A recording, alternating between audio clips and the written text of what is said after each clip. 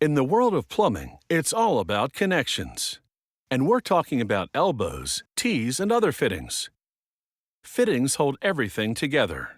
They're also used to reroute pipes and control the flow of liquids. Without them, things just wouldn't flow as they should.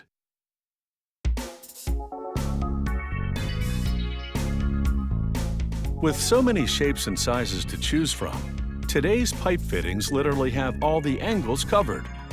They start with sheets of copper. This copper has been refined until it's 99.99% pure.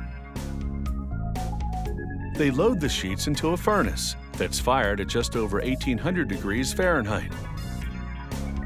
The copper melts into a piping hot soup and then flows into a second furnace. This one has cylindrical molds, which draw the liquid copper up and cool it as they shape it into solid copper rods.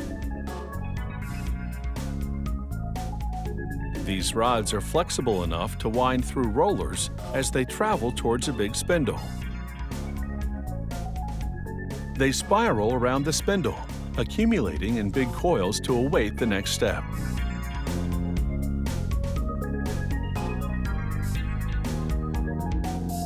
This device uncoils the copper and chops it into little pucks about the diameter of a quarter. Incredibly, each one of these pucks will be used to make a plumbing fitting. This tool pushes the copper puck into a cylindrical die to shape it into tubing. In this one swift action, a little copper puck is transformed into a much longer piece of pipe. This copper has been reshaped as easily as a piece of putty. One end is closed, but it's just temporary. At the next station, equipment bends the tubing around forms to give it an elbow shape. At the same time, a blade cuts the closed end to open it up. Next, these elbows will get some fine-tuning. A two-part device comes together to steady them, as tools stretch the internal diameter so the part will fit on other pipes. A spinning cutter then carves bevels onto the rims. This beveled edge will allow it to slide more easily onto other pipes during installation.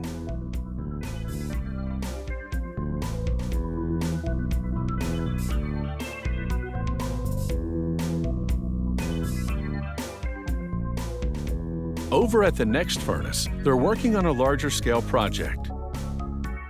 This molten copper will be used to make fittings for high-rises and other buildings with bigger plumbing systems. The copper flows into a casting furnace. It generates copper rods that are about the size of a telephone pole.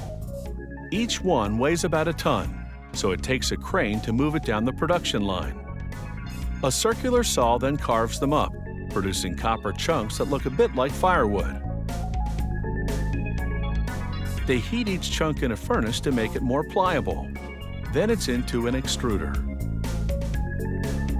It uses tons of hydraulic pressure to hollow out the copper log. At the same time, it forces the copper into a die that stretches it 12 times its original length and slims it down considerably. The lengthy tubing cools down in a milky bath.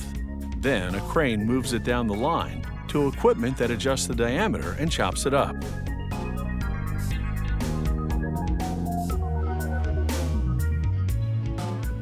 Water now flows into the shorter piece of pipe, which is encased in a mold. Tools push into the pipe, forcing the water in a vertical direction. Sheer water pressure reshapes the tubing into a T, while the mold establishes the contours. T-fittings are used to combine or split the flow of fluid in a plumbing system, and the water forming press does a seamless job of making them.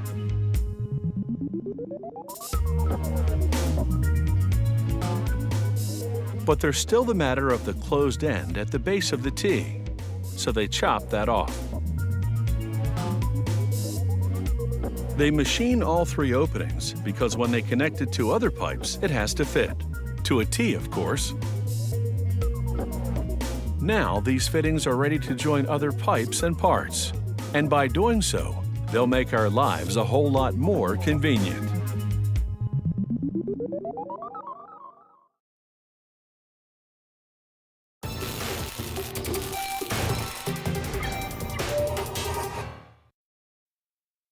In Victorian times, the cylinder music box could make or break a party in the parlor. Its rich, ringing tones filled the room, and the design was truly a mechanical marvel. Today, that distinctive sound still resonates as companies make these instruments for a growing collector's market. Open the box, and you'll discover the gift of music from another era. Just wind up the mechanism inside for live music without any human performers.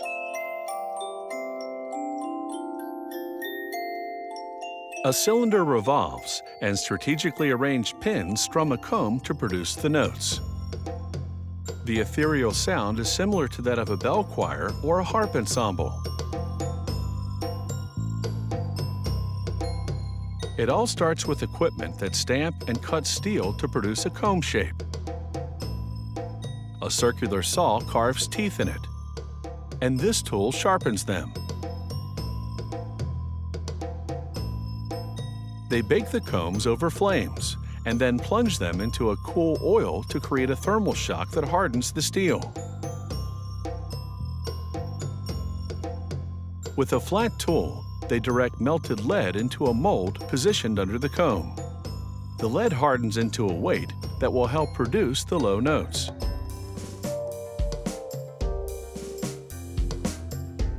A rotating tool cuts teeth into it. They now spread lead solder on the comb's edge and on a corresponding piece of lead.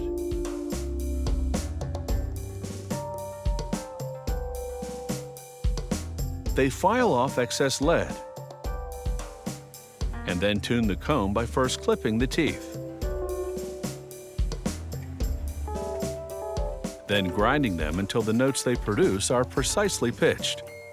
This bit of fine-tuning is computer-controlled.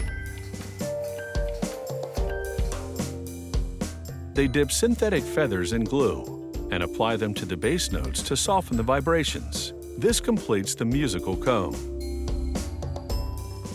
They move on to the brass cylinders and drill holes in them to transfer the musical score. A computer controls this process, as well as the next one, which involves cutting steel wire and inserting it into each of the cylinder's holes. This is called pinning, and of course in the old days, it was all done manually and was far more time-consuming. Next, they pump resin into the cylinder, and it adheres to the wall, securing the pins from the inside. They spray compressed air to cool the cylinder as the resin cures. After an axle has been installed inside, they arrange the cylinder on a base plate and install little racks for the axle to turn on. The cylinder speed will be regulated by the governor.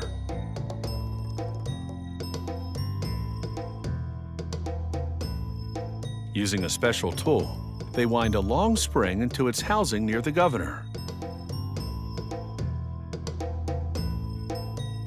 It's the release of this spring's pent-up energy that will cause the cylinder to rotate and strum the comb.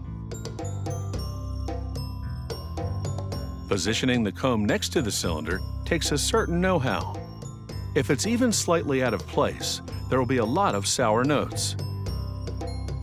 Dust can also affect the music, so they make sure to get every speck. It's time to attach the lever that winds the music box motor. This little spring completes the connection.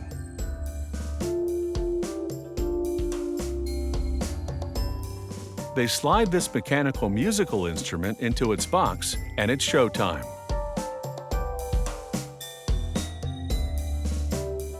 The classic wooden cabinetry sets the stage for a musical act that has timeless appeal.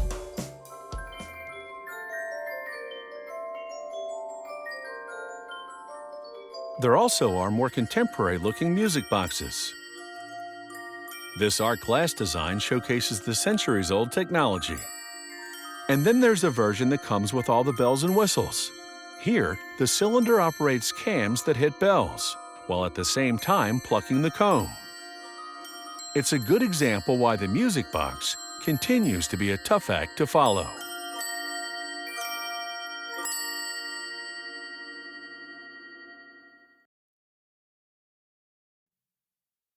Ever since the 14th century, people have been using pepper mills to kick up the flavor factor, so they definitely have a well-seasoned reputation. Today, pepper mills come with state-of-the-art grinding mechanisms, and there are even electric models for a truly crushing experience.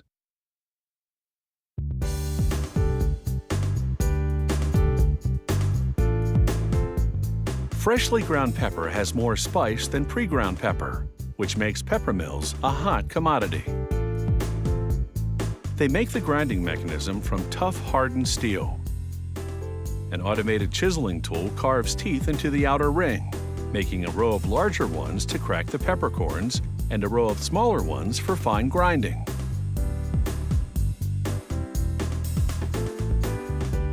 This smaller ring is to be the moving part of the grinding mechanism. After they stamp trademark information onto it, a tool etches teeth into it as well. They're designed to grind freely against those in the outer ring without locking together. Thick steel wire now uncoils and travels between rollers for straightening. Then there's quick chopping action, as a rotating cutter slices it into shorter pieces. Each one will become a drive shaft for a pepper mill. A tool slims and trims one end of the shaft so it will fit into the inner grinding part. Rolling cutters carve threads into the other end for attaching it to the adjuster knob of a manual mill.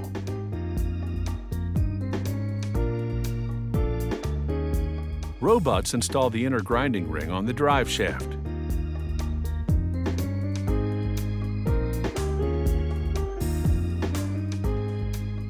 They randomly select parts for close-up scrutiny. A camera zooms in on the pepper mill's grinding teeth, and a computer analyzes their dimensions and general quality. Now it's time to assemble the grinder's outer ring, shaft, and inner grinding device, which they press fit to the pepper mill body.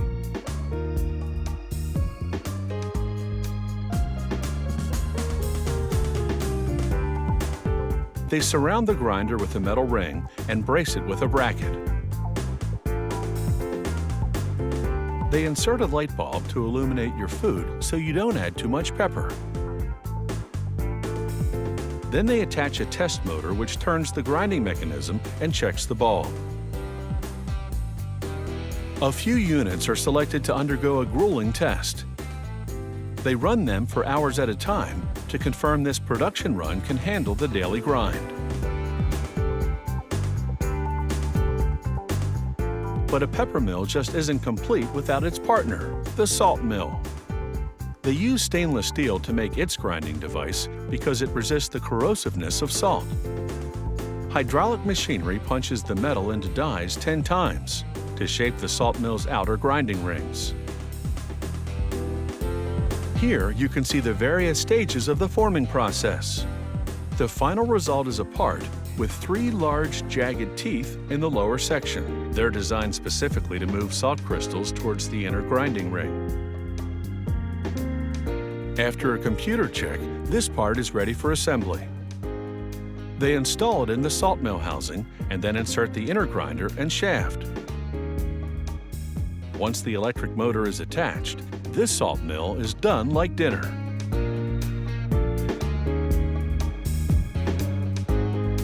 For a traditional pepper mill, they sculpt wood into that classic shape recognized by pepper fans everywhere.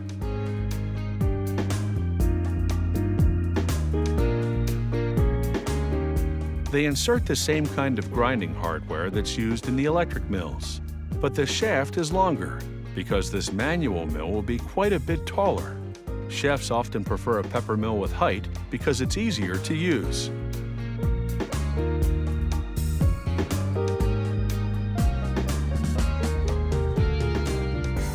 Once assembled, the pepper mill gets a fill-up. Then they cap it and adjust the top knob to a medium grind. Of course, all mills can be adjusted for different sized grinds. From fine to coarse, the choice is yours. It's really a matter of taste.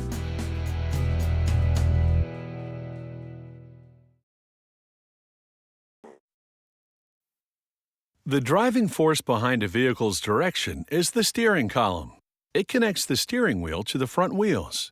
But despite the name, steering isn't the steering column's only job. It also houses the turn signal switch and a tilt mechanism to adjust the angle of the steering wheel.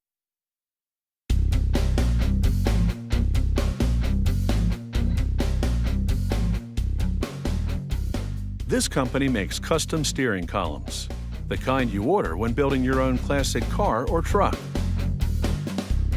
For the main shaft of the column, an automated bandsaw slices steel tubing, 2 at a time, to a specific length.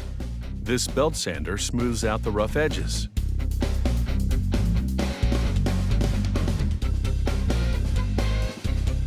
The next machine forms the shaft into a specific shape that'll engage and turn with the steering wheel. A computer-guided laser cutter makes the steel housing that'll cover the steering column's upper components. It cuts holes for the various control levers that'll connect to the steering column.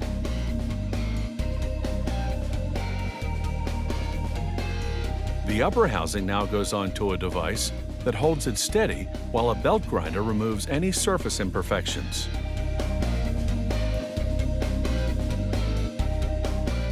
Meanwhile, workers weld together the 2 steel pieces that make up the steering column's lower housing. Then, to make the steering column look sleek, they attach a steel cone using a fine welding torch.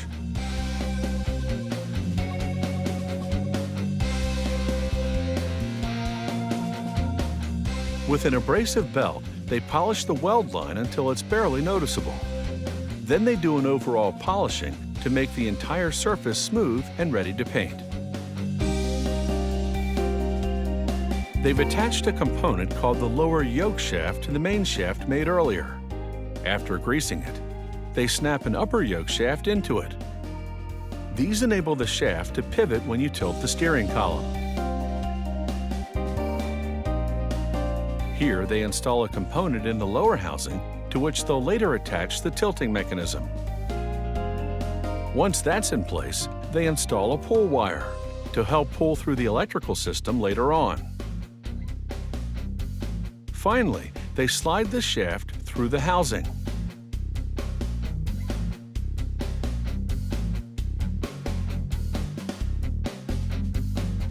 A computer-controlled milling machine shapes the tilting mechanism's aluminum body. The next machine installs position-locking fingers, which allow the column to tilt when you pull the tilt lever, then re-engage to lock in the selected position. This press installs bearings to make the turning process smooth.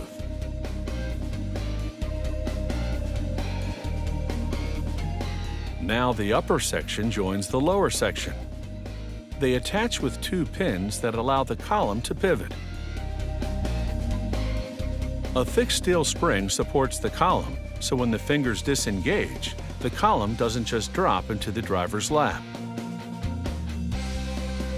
Next, they install the column's upper housing. That's the part with the holes for the levers to control the tilt, the turn signals, and the emergency flashers. Remember that pull wire? They tape the signal switches and wiring to it, then pull them through the column. They'll later cushion this exit hole with a rubber grommet to prevent any chafing.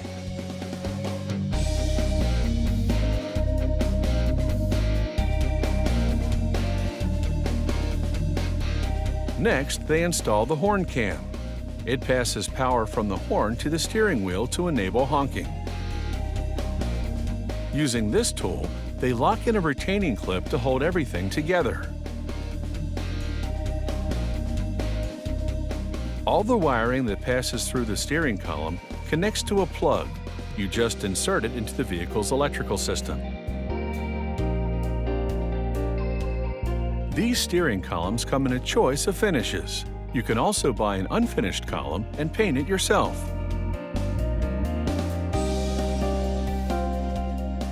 After installing the column, you just add a steering wheel, then mount the levers and knobs included in the kit. Then, from that point on, you're in the driver's seat.